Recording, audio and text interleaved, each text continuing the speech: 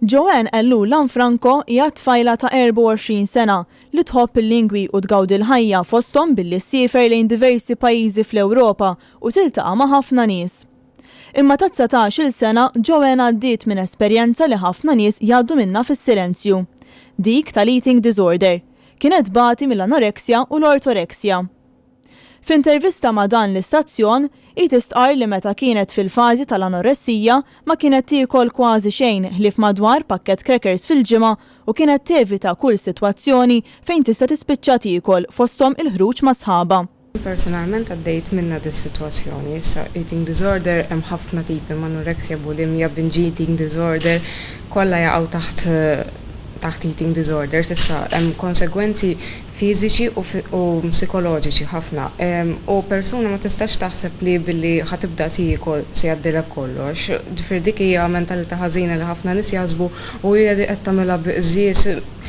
Mhijiex hekk, in-nies min jaqbdu eating disorder mhijiex każ li tkun bil-fors tarak ħoxna u bil-fors tirqaq. Fil-każ tiegħi kienet mezz ta' kif inżomm kontroll. Joanne ħarġet mill-anoressija imma b'xorti ħażina daħlet f'tip ieħor ta' eating disorder, dik tal-ortoreksija. Kundizzjoni li twassal lil persuna milquta biex tiffissa li tiekol biss ikel ikkunsidrat bħala organiku mingħajr ebda tip ta' kontaminazzjoni bħal butir jew affarijiet oħra proċessati. Dan iwassal biex il-persuna ma tkunx tista' żżid fil-pis li hu neċessarju biex il-ġisem jibqa' jaħdem kif suppost. Ma' żmien Joanne għamlet il-kuraġġ u bl-għajnuna tal-familja u tal-psikologa tagħha bdiet tiffaċċja din il-problema u telibha.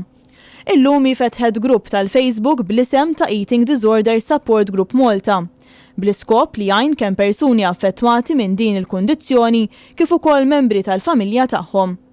B'dan is-sit Joanne tajn l-individwu jfittex għajnuna professjonali biex joħroġ mill-problema u jieħu saħħtu lura.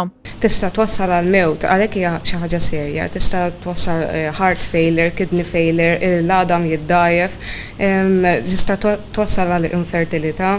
Mbagħad bħala effetti psikoloġiċi inti tqum dejjem tiffissa fuq l-ikel.